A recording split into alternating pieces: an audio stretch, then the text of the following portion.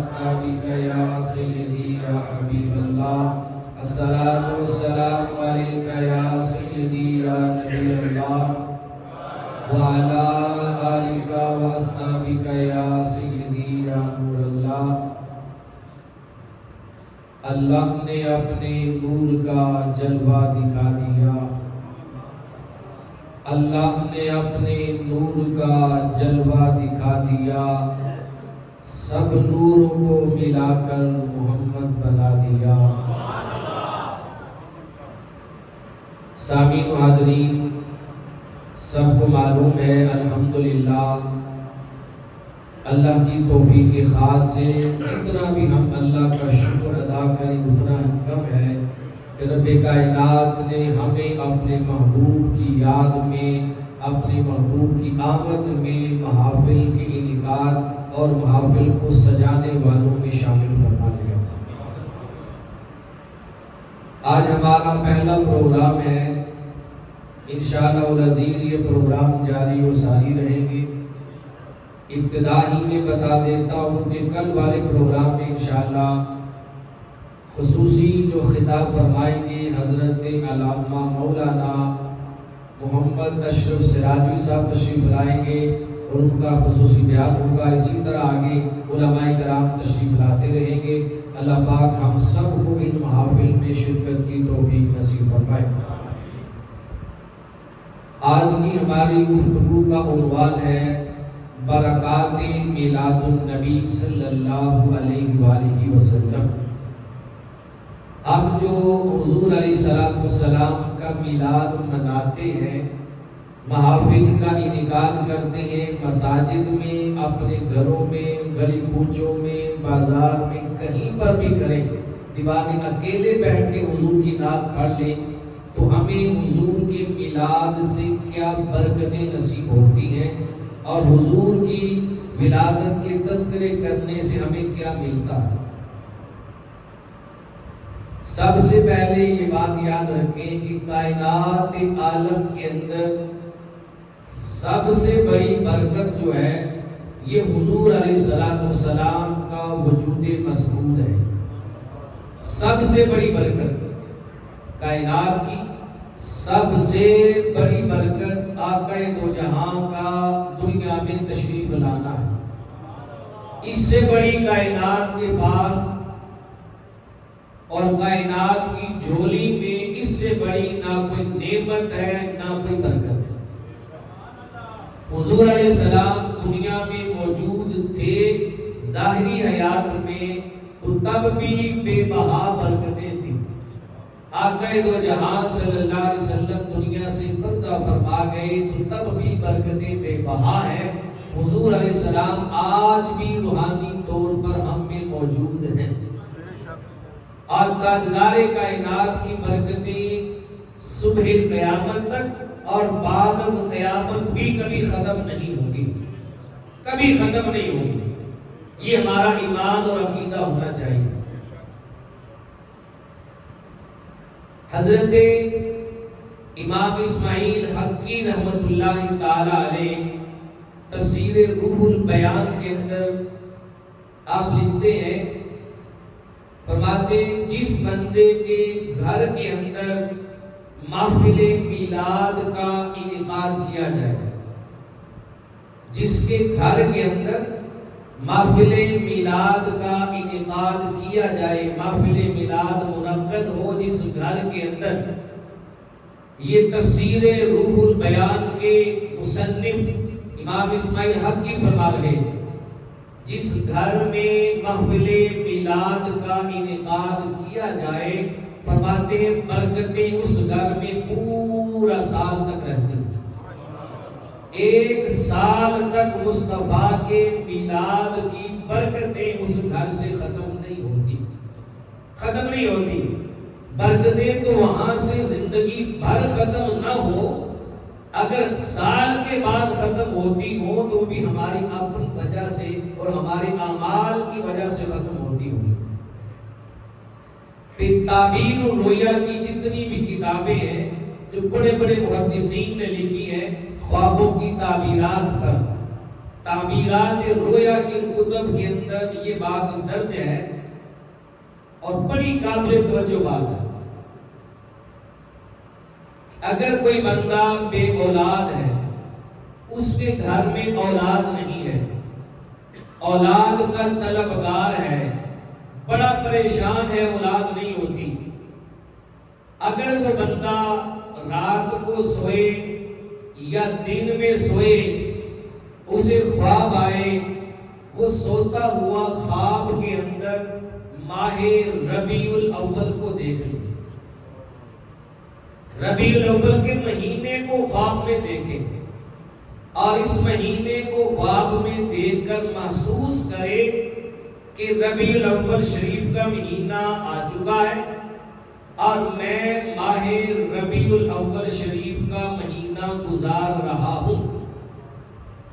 اگر بے اولاد بندہ ماہ ربیع الاول کو خواب میں پائے اور خواب میں پا کر اسے محسوس کرے کہ ماہ ربیع الاول کا مہینہ آ چکا ہے، میں اسے گزار رہا ہوں، اسے میں نے پا لیا ہے، تو تعبیرات رویا کی کتب کے اندر یہ بات موجود ہے کہ اس بندے کے خواب کی تعبیر یہ ہے کہ اللہ تعالیٰ اس بندے کو عنقریب ایک نیک اور صالح بیٹا عطا فرمائے گا.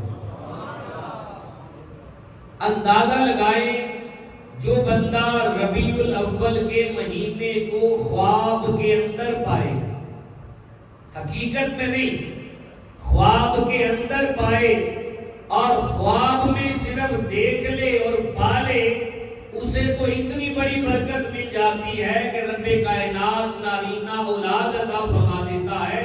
اور جو مومن اپنی زندگی میں جیتے جاگتے ربیع الاول کو پائے اور صبح و شام آقا کی عظمتوں کے ترانے گائے، کبھی جلالہ کرے، کبھی جنیاں لگائے، کبھی محفلیں سجائے اور صبح و شام مصطفیٰ کی آمد کے نعرے لگائے، جو جیتا جاگتا ربیع الاول کو پائے گا، رب کائنات اسے کتنی عظیم برکتیں عطا فرمائے گا.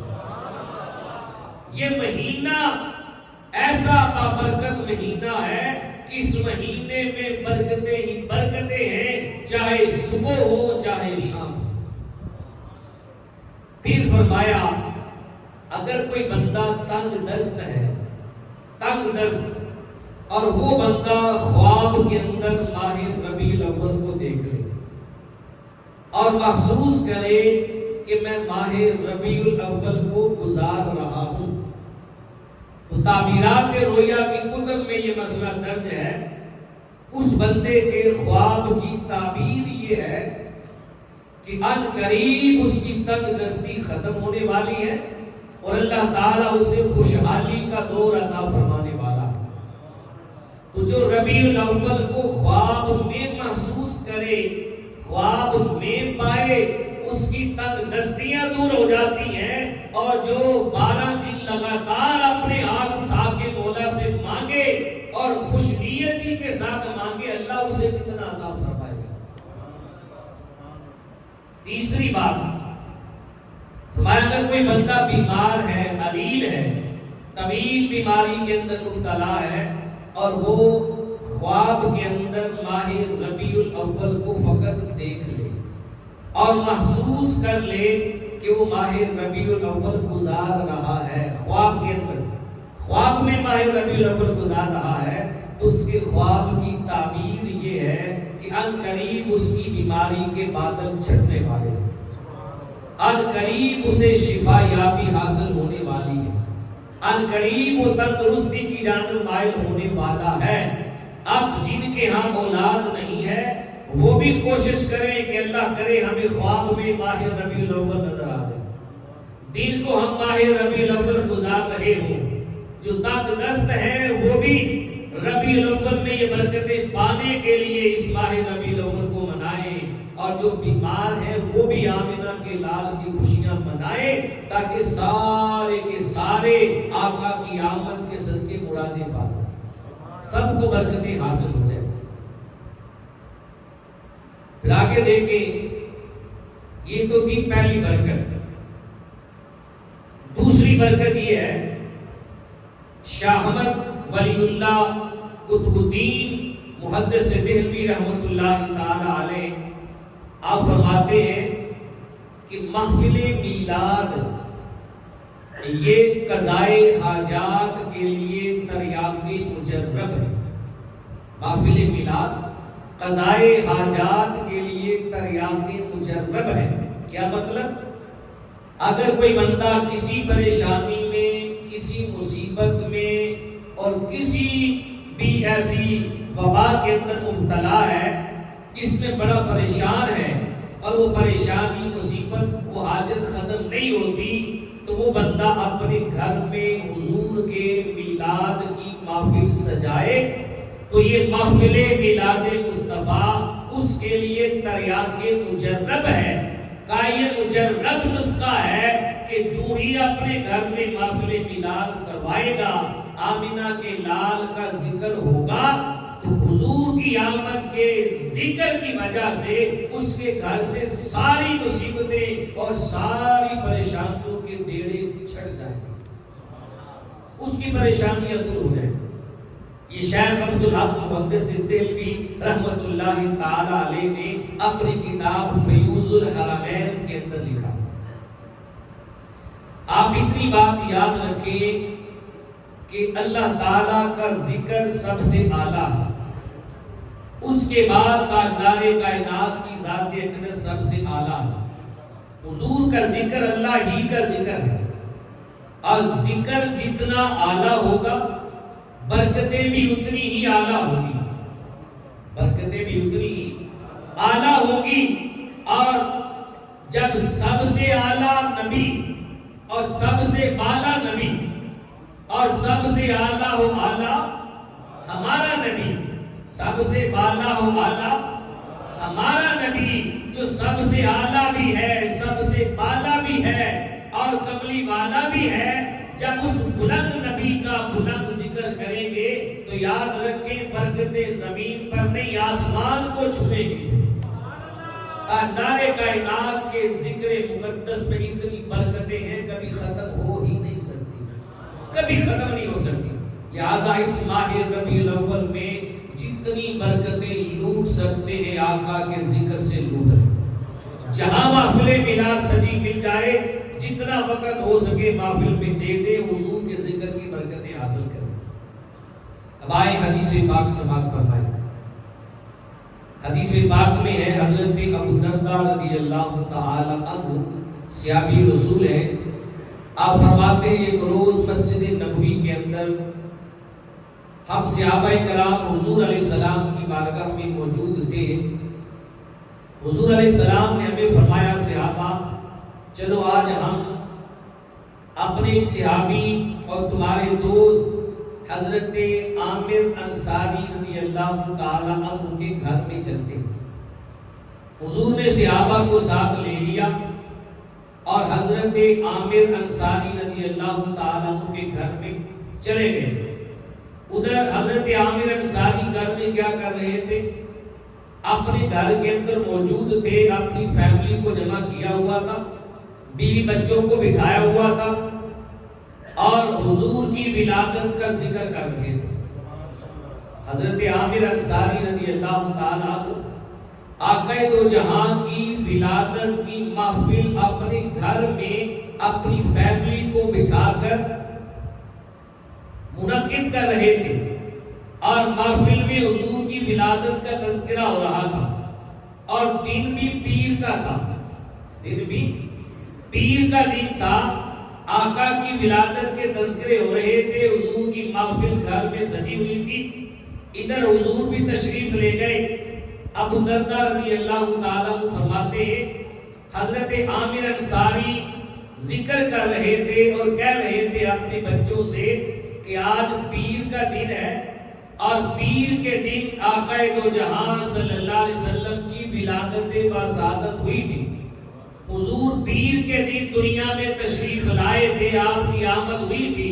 جس لمحے وہ حضور کی آمد کا تذکرہ کر رہے تھے اور کہہ رہے تھے کہ حضور پیر کے دن جلوہ گر ہوئے، این اسی لمحے تاجدار کائنات نے اپنے قدم مبارک حضرت عامر انصاری کے گھر میں رکھ دی.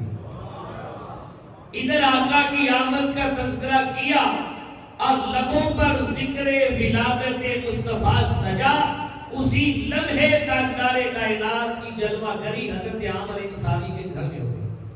کتنی بڑی برکت ہے، ادھر ایک محب اپنے محبوب کا تذکرہ کرے، ایک محب اپنے محبوب کی نعت پڑھے، اپنے محبوب کی ولادت کے تذکرے کرے، ادھر جس نبی کا میلاد منا رہے ہیں وہ خود تشریف لے آئے، آقا کی جلوہ گری ہو جائے۔ آقا این اسی لمحے حضرت عامر انصاری کے گھر میں قدم رنجہ فرمایا، تشریف لائے۔ جب حضرت عامر انصاری رضی اللہ تعالی عنہ کو اپنی ولادت کا ذکر کرتے ہوئے پایا، محفل کرتے ہوئے دیکھا، ان سے اپنی ولادت کا ذکر سنا تو تاجدار کائنات خوشی سے سرشار ہو گئے۔ ہمارا مقصد بھی ہے کہ حضور راضی ہو جائے۔ آقا خوشی سے سرشار ہوئے، میرے آقا نے کیا فرمایا؟ اے عامر انصاری، ان اللہ فتح لکا ابواب رحمتی کا، اے عامر انصاری تو میری ولادت کا ذکر کر رہا تھا، میرا میلاد اپنے گھر میں منا رہا تھا، ان اللہ تعالی فتح لکا ابواب رحمتی کا، دیکھ اللہ نے اپنی رحمتوں کے سارے دروازے تیرے گھر پہ کھول دیے۔ اتنی برکتیں تیرے گھر میں ہیں کہ رب نے رحمتوں کے دروازوں کے منہ کھول دیے۔ یہ تاجدار کائنات کی ولادت کا تذکرہ کرتے ہوئے برکتیں حاصل ہوئی کہ حضور خود بھی تشریف لے آئے، اور جدھر حضور جاتے ہیں پھر رحمتیں برکتیں ادھر ہی کا رخ کر لیتی۔ یہ برکت ہے حضور کے میلاد کی۔ پھر حضور علیہ السلام نے فرمایا، اے عامر انصاری، والملائکۃ کلہم یستغفرون لک، اے عامر انصاری جب تک تیرے گھر میں میلاد کی محفل سجی رہے گی تب تک رب کائنات کے سارے فرشتے تیرے لیے اور تیرے گھر والوں کے لیے اللہ کی بارگاہ میں بخشش اور مغفرت کی دعا کرتے رہیں گے۔ بندہ گناہگار ہو، سیاہکار ہو، پھر بندہ اپنے لیے دعا کرے تو بندہ پریشان بھی ہوتا ہے، پتہ نہیں میری دعا قبول ہوگی یا نہیں ہوگی۔ تو ایک ہے گناہگار بندے کا دعا کرنا، اور ایک ہے ان فرشتوں کا دعا کرنا جو گناہوں سے معصوم ہیں، گناہوں سے معصوم ہیں۔ گناہوں سے معصوم فرشتے اس بندے کے لیے دعا کرتے ہیں جو حضور کے میلاد کی محفل سجاتا ہے، حضور کے میلاد کی محفل سجاتا ہے۔ یہ محفل میلاد سجی ہوئی ہے، یہ کسی ایک بندے نے نہیں، آپ سب نے مل کے سجائی ہے۔ یہ محفل میلاد سارے محلے نے مل کر سجائی ہے، آپ سارے اس میں شریک ہیں۔ یقیناً تاجدار کائنات کی ولادت کی برکتوں کے حقدار بھی ہم سارے ہی ہیں، ہم سارے ہی ہیں، ہم سب کو حضور کی ولادت کی برکتیں حاصل ہوئی۔ یہ برکتیں حضور کے میلاد کی۔ آگے چلیں، امام جلال الدین سیوطی رحمت اللہ تعالی علیہ بہت بڑے محدث گزرے، بہت بڑے، اتنے بڑے محدث ہیں کہ امام جلال الدین سیوطی رحمت اللہ تعالی علیہ کے بارے میں کتب میں آتا ہے کہ آپ نے ایک قول ہے 72 مرتبہ، ایک قول ہے 74 مرتبہ، اور ایک قول کے اندر 120 مرتبہ امام جلال الدین سیوطی رحمت اللہ تعالی علیہ نے جاگتے ہوئے سر کی آنکھوں سے دیدار مصطفیٰ کیا، سر کی آنکھوں سے تاجدار کائنات کو 72 بار 74 بار یا 120 مرتبہ دیکھا ہے۔ کتنے بڑے محدث ہیں وہ امام جلال الدین سیوطی۔ تمام مکاتب فکر کے مدارس میں ان کی تفاسیر اور کتابیں پڑھائی جاتی ہیں۔ مشہور زمانہ عربی کی تفسیر، آپ کی تفسیر جلالین ہر مدرسہ میں پڑھائی جاتی ہے۔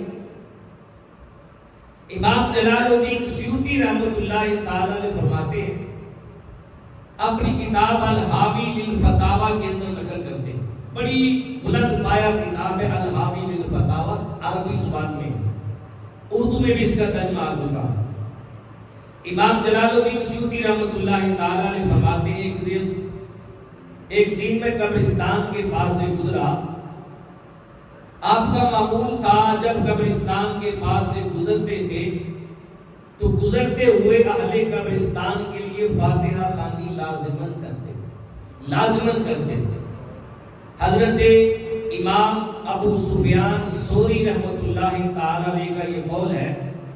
آپ فرماتے ہیں جو بندہ قبرستان سے گزرے اور اہل قبرستان کے لیے اور حضور کی امت کے لیے فاتحہ خوانی نہ کرے اس بندے نے حضور کی امت کے ساتھ بے وفائی کی ہے. حضور کی امت کے ساتھ بے وفائی کی ہے. ابھی سے نیت کر لے کہ جب بھی ہم قبرستان میں سے یا قبرستان کے پاس سے گزریں گے ہمارا کوئی اپنا وہاں ہو نہ ہو, ہم اس قبرستان کے جو مغفورین اور مرحومین ہیں ان کے لیے فاتحہ خوانی اور دعا لازم کریں. یقیناً وہ ہمارے آباء و اجداد کو بھی پہنچے گی. امام جلال الدین سیوطی رحمۃ اللہ تعالی علیہ فرماتے ہیں میں قبرستان کے پاس سے گزرا, میں نے فاتحہ خوانی کی, سورہ فاتحہ پڑھی, سورہ اخلاص پڑھی اور ان کے لیے بخشش کی دعا مانگی. اب میں آگے چل پڑا. جب قبرستان کے درمیان میں گیا تو میں کیا دیکھتا ہوں, پورے قبرستان کے اندر جتنی بھی قبریں ہیں ہر قبر کے اندر سے نور نکل رہا ہے. ہر قبر کے اندر سے نور نکل رہا ہے. امام جلال الدین سیوطی فرماتے ہیں ہر قبر کے اندر سے نور نکل رہا ہے. کہا میں دیکھتا رہا, دیکھتے ہی دیکھتے قبرستان میں نور ہی نور پھیل گیا. پھر میں نے ان قبرستان والوں میں دیکھا ایک قبر ایسی تھی کہ جس قبر کے اندر سب سے زیادہ نور تھا, سب سے زیادہ. میں نے اس کو دیکھنا چاہا. امام جلال الدین سیوطی صاحب حال بھی ہیں, صاحب کشف بھی ہیں, صاحب کال بھی ہیں. اللہ تعالیٰ ایسے برگزیدہ بندوں کی نگاہوں سے حجابات اٹھا دیتا, پردے اٹھا دیتا ہے. امام جلال الدین سیوطی فرماتے میں نے اہل قبر کی قبر میں دیکھا اتنا نور تھا کہ دیکھ کے میری آنکھیں ایسے چڑیا گئی جیسے انسان کی نگاہیں نگاہ بھر کے سورج کو نہیں دیکھ سکتی, ایسے نہیں دیکھ پا رہا تھا, اتنا زیادہ نور تھا. کہا میں نے مراقبہ کیا, اللہ کی بارگاہ میں دعا کی, غور و فکر کیا, کوشش کی کہ میں معلوم کروں ہر قبر میں نور ہے لیکن اس قبر کے اندر سب سے زیادہ نور کیوں ہے. امام جلال الدین سیوطی فرماتے ہیں جب میں نے توجہ کی, غور و فکر کیا, مراقبہ کیا, اللہ تعالیٰ نے میری نگاہوں سے حجابات اٹھا دیے, پردے اٹھ گئے. میں نے پھر دل کی آنکھوں سے دیکھا. قبرستان میں اس قبر کے اندر جب میں نے دیکھا تو بالآخر میں نے اس قبر کے اندر صاحب میزار کو دیکھ لیا, صاحب قبر کو میں نے اپنی نگاہوں سے دیکھ لیا. وہ خوش و خرم تھا, اللہ کی نعمتوں میں تھا. امام جلال الدین سیوطی فرماتے ہیں میں نے اس صاحب قبر سے پوچھا اے صاحب قبر بتا, سارے قبرستان میں قبروں کے اندر نور ہے, تیری قبر میں سب سے زیادہ نور ہے, وجہ کیا ہے, یہ ماجرا کیا ہے؟ آپ فرماتے ہیں اس صاحب قبر مجھ سے ہم کلام ہوا, اس نے کلام کیا اور کلام کر کے مجھے کہنے لگا اے امام جلال الدین سیوطی ساری قبروں میں نور ہے پر میری قبر میں سب سے زیادہ نور اس لیے ہے کہ آج میری قبر میں حضور آئے تھے. آج میری قبر میں حضور آئے تھے, میری قبر میں حضور آئے تھے اور حضور کے آنے سے برکتیں بھی ساتھ ساتھ آئی. میری قبر میں نور آیا. اگر میں اپنے الفاظ میں بیان کروں تو جب امام جلال الدین سیوطی نے پوچھا ہوگا اے صاحب قبر بتا تیری قبر میں اتنا نور کیوں ہے, تو صاحب قبر نے کہا ہوگا کہ امام جلال الدین سیوطی آج نور والا آیا تھا, آج نور والا آیا تھا اور نور لے کر آیا تھا. جب نور والا آئے گا تو جدھر نور والا آئے گا نور بھی ادھر ہی آئے گا. امام جلال الدین سیوطی محدث ہیں, بڑے عالم ہیں. انہوں نے کہا میں نے صاحب قبر سے پوچھا بھائی حضور تو ہر قبر میں تشریف لاتے ہیں، عالم تھے نا، پوچھا کہ حضور تو ہر قبر میں آتے ہیں، بندہ جب وصال کر جائے تو حضور اس کی قبر میں آتے ہیں، حضور تو ہر قبر میں آتے ہیں، تیری قبر میں بھی آئے ہیں، اس میں تیرا کمال کیا ہے؟ ساری قبروں میں حضور آتے ہیں پر تیری قبر میں نور سب سے زیادہ ہے، اس کی وجہ بتا۔ وہ کہنے لگا کہ ساری قبروں میں حضور آتے ہیں مانا، لیکن میری قبر میں آج حضور صرف آئے نہیں تھے، میری قبر میں حضور صرف آئے نہیں تھے بلکہ میری قبر میں حضور آئے بھی تھے اور آنے کے بعد میرے مصطفیٰ مسکرائے بھی تھے۔ کہ حضور آئے اور مسکرائے، جب مصطفیٰ میری قبر میں آ کر مسکرائے تو دندان مصطفیٰ سے اس قدر نور نکلا کہ میری قبر بکائے نور بن گئی۔ کہ حضور مسکرائے تھے، یہ وجہ تھی میری قبر میں سب سے زیادہ نور ہے، سب سے زیادہ نور میری قبر میں ہے۔ پھر امام جلال الدین سیوطی رحمۃ اللہ تعالی علیہ فرماتے ہیں کہ میں نے اس صاحب قبر سے پوچھا یہ تو بتا کہ تیری قبر میں حضور آ کر مسکرائے کیوں تھے، اس کی وجہ اور سبب کیا ہے؟ وجہ اور سبب کیا ہے؟ تو صاحب قبر نے بتایا وہ عام بندہ تھا، کوئی اللہ کا ولی بھی نہیں تھا۔ کہا کہ میں جب دنیا میں تھا تو میں جو کاروبار کرتا تھا اس کاروبار سے اپنی آمدنی سے ہر روز میں کچھ حصہ نکال کے رکھ لیتا تھا اور پورا سال اس حصے کو جمع کرتا رہتا تھا۔ جب حضور کی ولادت باسعادت کا مہینہ آتا تھا تو میں وہ ساری آمدنی کو جمع کر کے مصطفیٰ کے میلاد کی محفل اپنے گھر میں سجاتا تھا اور حضور کی ولادت پہ خوشیاں مناتا تھا، میں خوش ہوتا تھا۔ تو آج تاجدار کائنات نے قبر میں آ کر مجھے بتا دیا، مسکرا کے بتا دیا کہ میرے غلام تم میری ولادت پہ خوش ہوتا تھا، میں تیری قبر میں آ کے بتا رہا ہوں میں تجھ سے خوش ہوں۔ کہ حضور میری قبر میں آ کر مسکرائے۔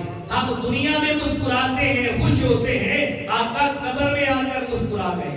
کہ جب حضور مسکرائے تو میری بگڑی بن گئی۔ تو دیکھیں محفل میلاد مصطفیٰ کی برکت جو ہے اس دنیا کے اندر بھی ہے، چاہے کوئی بے اولاد ہو اسے بھی برکت ملے گی، تنگ دست ہو اسے بھی برکت ملے گی، بیمار ہے اسے بھی برکت ملے گی، اور اس دنیا سے جانے کے بعد قبر میں ہے تب بھی برکتیں ساتھ ساتھ ہے محفل میلاد مصطفیٰ کی۔ آگے دیکھیں، یہ تو تھا امام جلال الدین سیوطی رحمۃ اللہ تعالی علیہ نے ایک مسلمان کو قبر میں دیکھا، ایک مسلمان کو دیکھا تھا، محفل میلاد کی اور حضور کی ولادت کی خوشی کی برکتیں اتنی ہیں اگر کافر کو بھی دیکھ لیں تو برکتیں حاصل ہو جاتی ہیں۔ صحیح بخاری کتاب النکاح کے اندر روایت موجود ہے، بڑی مشہور و معروف یہ روایت ہے، آپ سب نے پہلے کئی بار سنی ہوگی۔ صحیح بخاری کتاب النکاح، انس بن مالک رضی اللہ تعالی عنہ سے حدیث پاک کے راوی حضرت عباس رضی اللہ تعالی عنہ بھی راوی۔ ابو لہب حضور علیہ السلام کا سگا چاچا، سگا چاچا ہے، مسلمان نہیں ہے، حضور کا سب سے بڑا دشمن بھی ہے مکہ میں، سگا چاچا ہے۔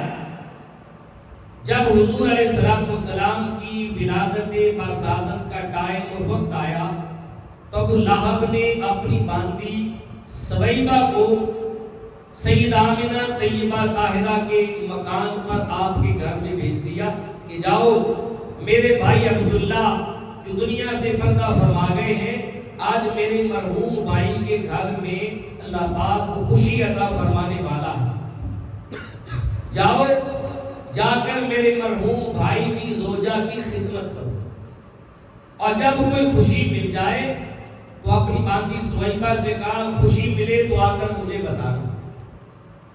سویبہ سید آمنہ کی بارگاہ میں گئی، جا کے سید آمنہ طیبہ طاہرہ کی خدمت میں لگ گئی۔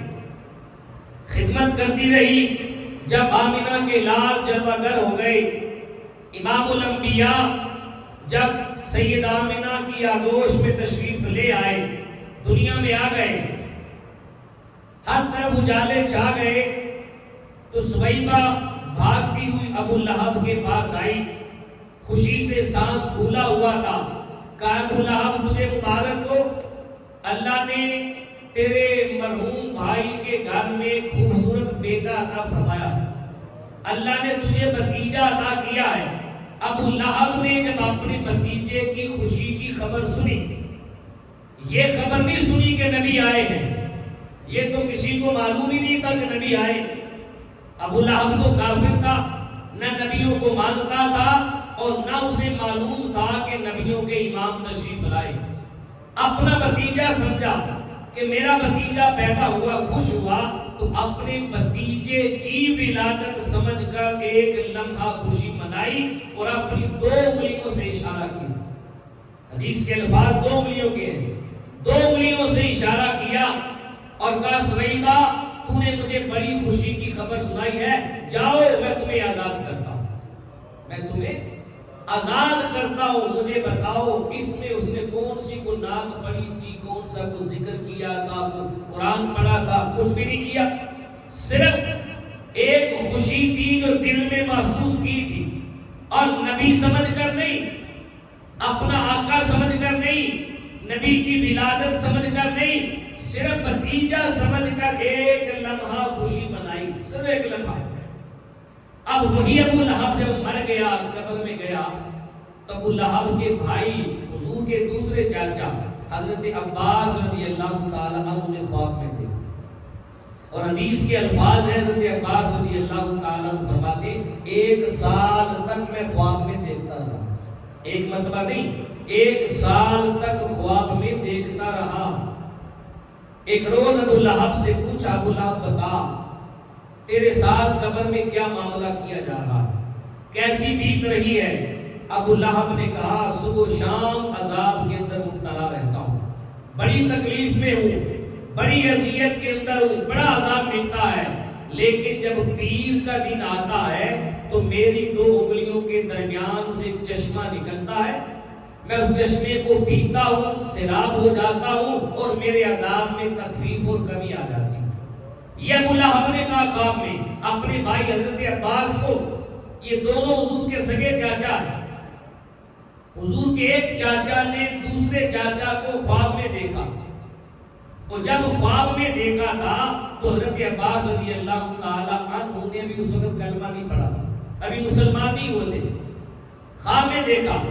ابو لہب نے پھر یہ بھی بتایا کہ یہ پیر کے دن جو میرے عذاب میں کمی ہوتی ہے، چشمہ پلایا جاتا ہے، جو انگلی سے چشمہ نکلتا ہے، اس کی وجہ کیا ہے؟ بتایا جب میرا بھتیجا محمد صلی اللہ علیہ وسلم پیدا ہوا تھا تو اس کی پیدائش پر میں نے خوشی کا اظہار کرتے ہوئے اس انگلی سے اشارہ کر کے اپنی باندھی سویبہ کو آزاد کیا تھا.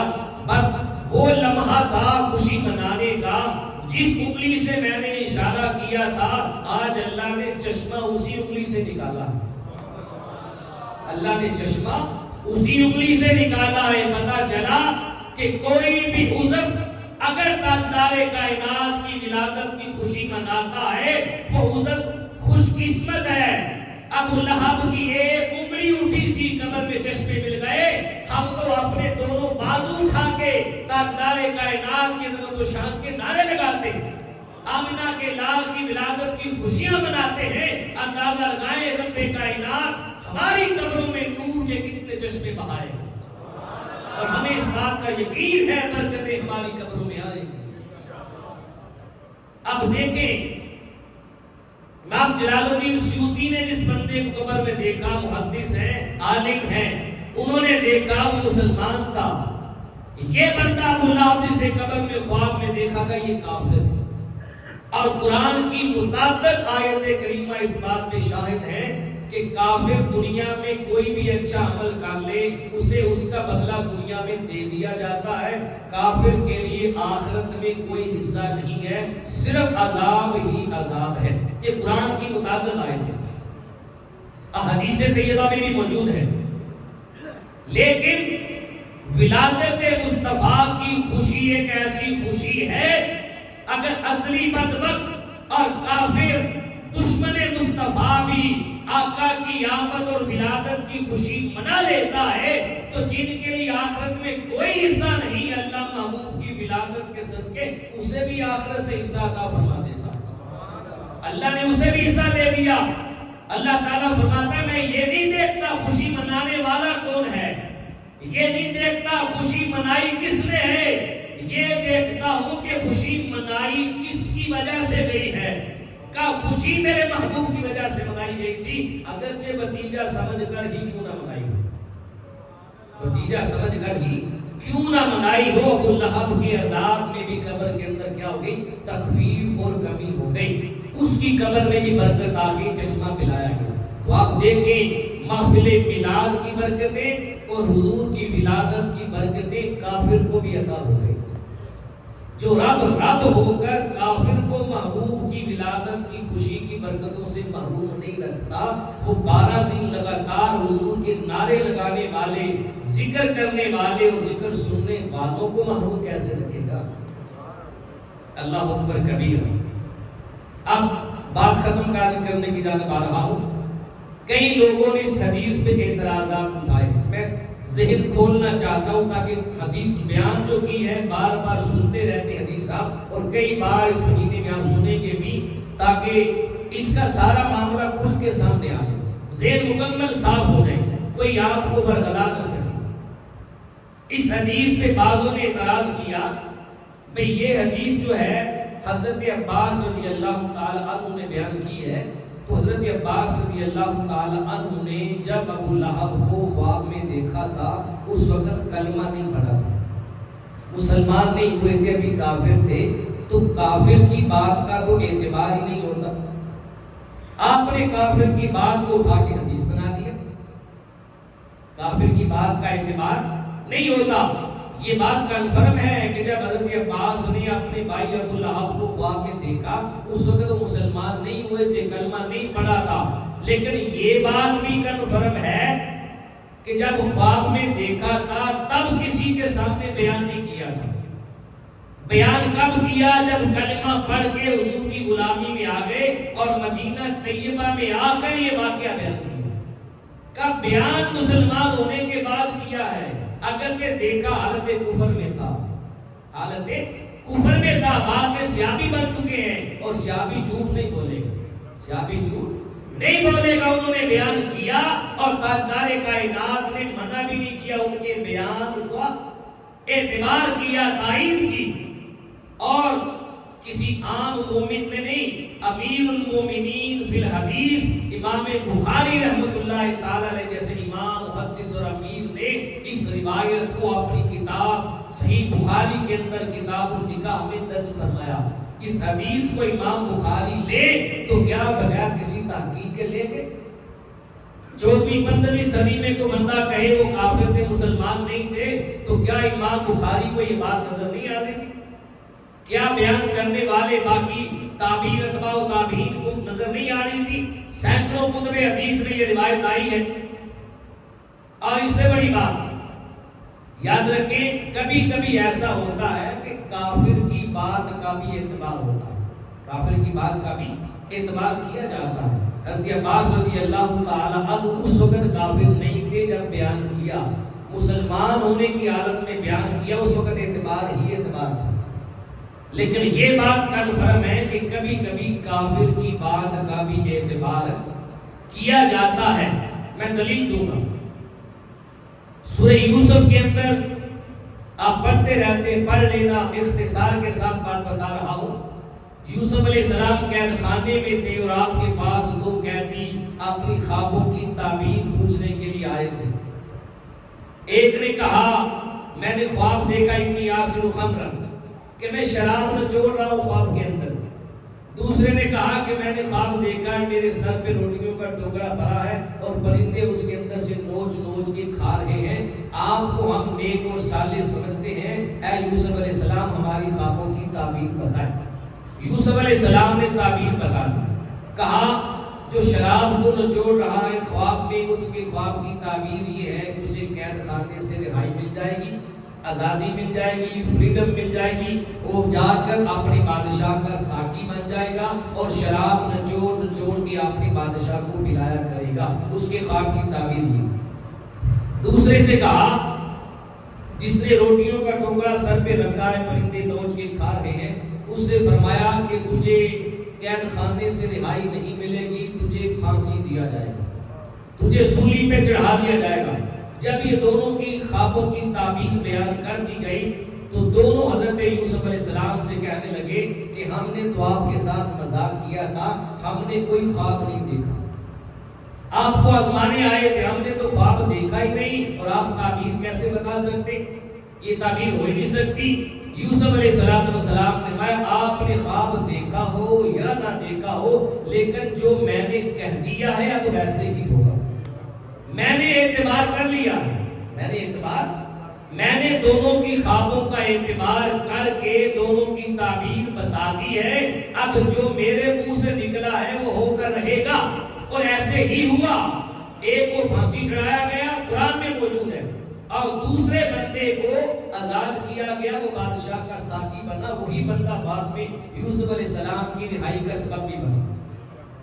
تو دیکھیں حضرت یوسف علیہ السلام نے دو کافروں کی بات کا اعتماد کیا کہ نہیں کیا؟ تو قرآن کی آیات سے پتہ چلتا ہے کہ کبھی کبھی کافر کی بات کا بھی اعتبار کر لیا جاتا ہے، اعتبار۔ اور حضرت عباس رضی اللہ تعالی عنہ تو جب بیان کر رہے ہیں تب کافر نہیں رہے تھے، تب مسلمان ہو چکے تھے۔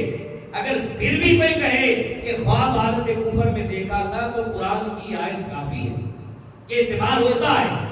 اب ایک مثال حدیث سے بھی سن لے، اس کے بعد بات ختم، کہ کبھی کبھی کافر کی بات کا اعتماد اور اعتبار کر لیا جاتا ہے، اس کی تائید کی جاتی ہے جب دین میں فائدہ ہوتا، ایسے نہیں، ہر بات کا نہیں۔ اب حدیث پاک میں ہے، یہ بڑی مشہور و معروف حدیث ہے، کئی کتب حدیث میں آئی ہے، حضرت ابو ہریرہ رضی اللہ تعالی عنہ سے حدیث پاک کے راوی ہیں۔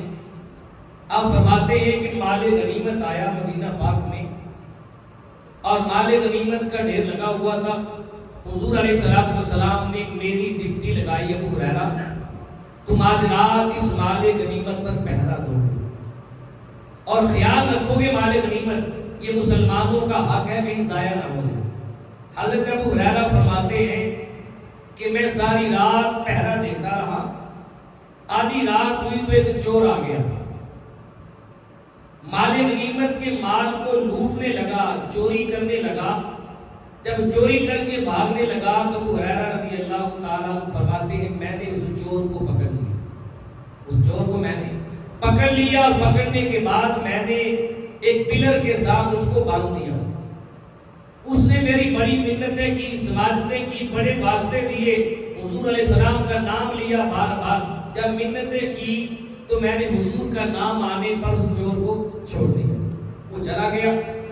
ابو ہریرہ فرماتے ہیں صبح ہوئی، میں مسجد نبوی میں نماز فجر ادا کرنے کے لیے آیا، جب فجر کی نماز پڑھ لی اور حضور علیہ السلام سے سامنا ہوا تو حضور علیہ السلام نے مجھے کیا فرمایا؟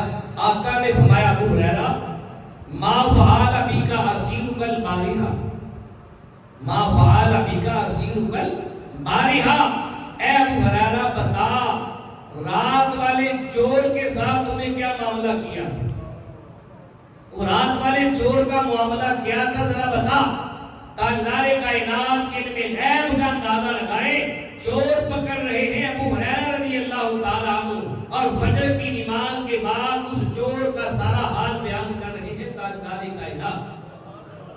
ما فعل بک اسیرک البارحہ، اے ابو ہریرہ بتا رات والے چور کا معاملہ کیا تھا جو تیرے ساتھ ہوا؟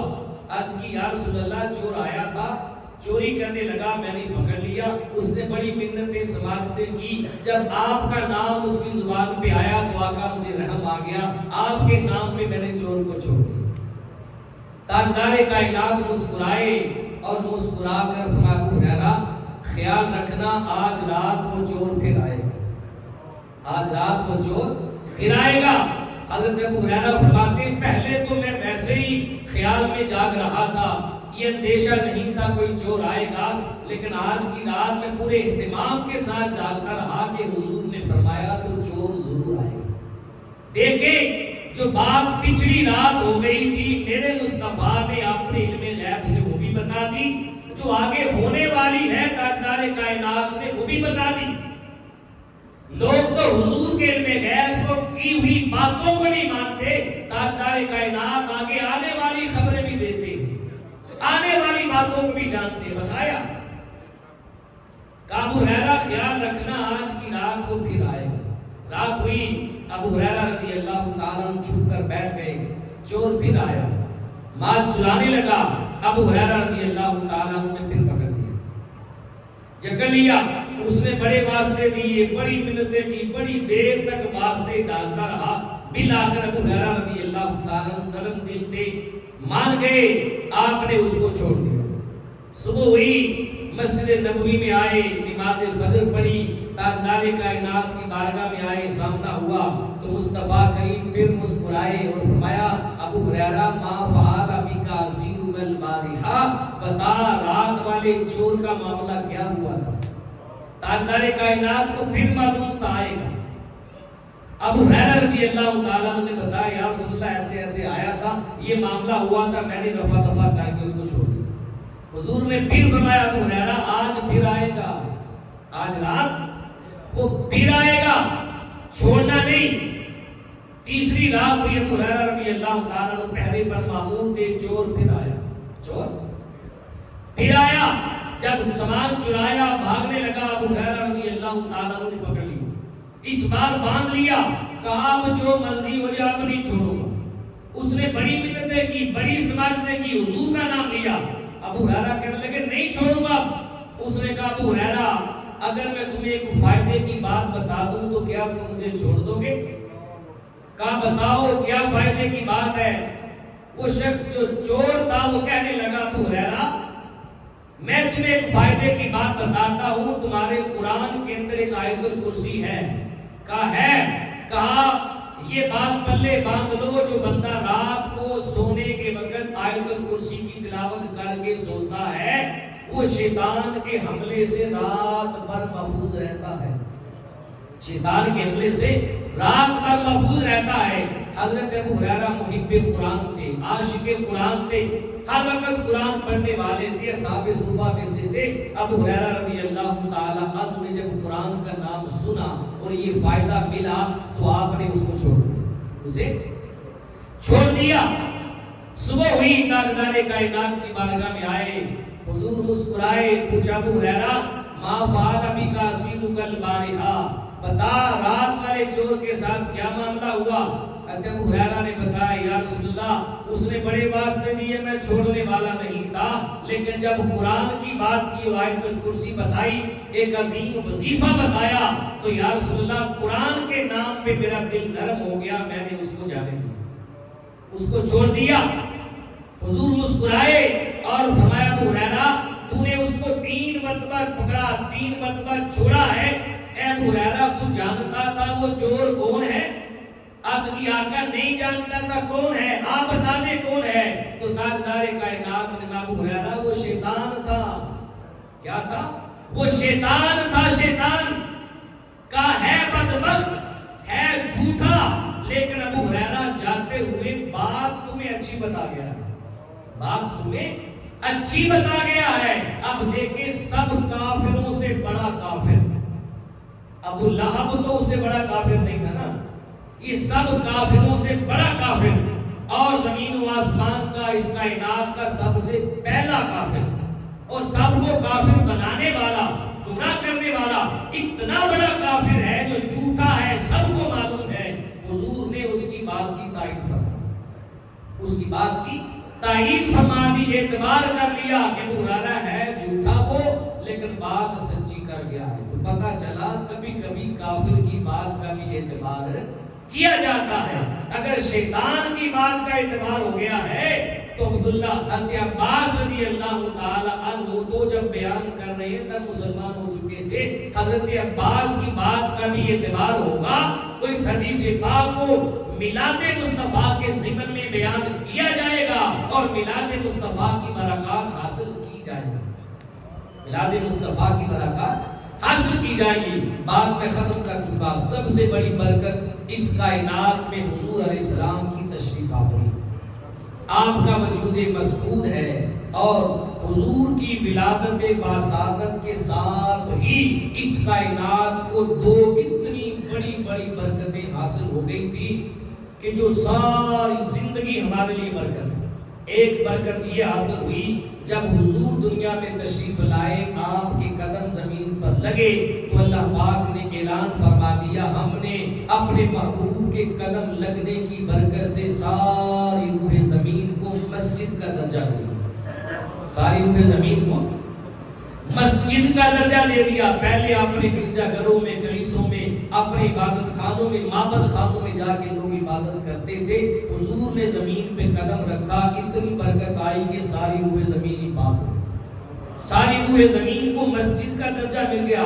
اب روح زمین پہ جہاں پر چاہیں جو جگہ پاک ہو وہاں پر آپ نماز پڑھ لیں، ہر جگہ نماز ہو جاتی، پہلے نہیں ہوتی تھی۔ یہ حضور کے قدموں کی برکت ہے، آمد اور میلاد کی برکت ہے کہ ساری زمین ہی پاک ہو۔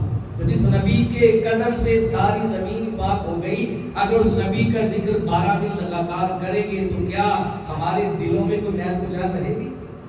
ہمارے دل پاک نہیں ہوں گے، اجلے نہیں ہوں گے؟ اس نظریے سے حضور کے میلاد کی خوشی منایا کریں کہ ہمارے دل پاک اور صاف ہوتے ہیں، ہماری زبانیں پاک اور صاف ہوتی ہیں۔ اور دوسری برکت اللہ نے حضور کے پیدا ہوتے ہی عطا فرما دی کہ حضور پیدا ہوئے، آتے ہی سر سجدے میں رکھا اور کہا ربی ہب لی امتی۔ اے مسلمان، وہ نبی تو تیرے اتنے خیر خواہ ہیں، اتنے فکر مند ہیں کہ دنیا میں آئے ہیں تو سب سے پہلے ان کے لبوں پر امتی امتی ہے، تیری فکر مچ رہی ہے، اور تو حضور کے میلاد کی خوشیوں میں آنے سے روکتا ہے، حضور کا میلاد منانے سے منع کرتا ہے، گریزاں رہتا ہے، انکار کرتا ہے۔ اس نبی کو تیری کتنی فکر ہے، کیوں اپنے آپ کو اتنی بڑی دولت سے محروم کر رہا ہے؟ ہر انسان کو چاہیے جتنا ہو سکے حضور کے میلاد کی برکتیں لوٹے۔ اللہ تعالی ہم سب کو دل و جان سے یہ 12 دن حضور کے میلاد کی محافل کا انعقاد کرنے کی توفیق نصیب فرمائے، اور ہماری زندگی میں اللہ ہمیں بھی، ہماری آنے والی نسلوں کو بھی ایسی محافل بار بار نصیب فرمائے۔ وما علیہ الا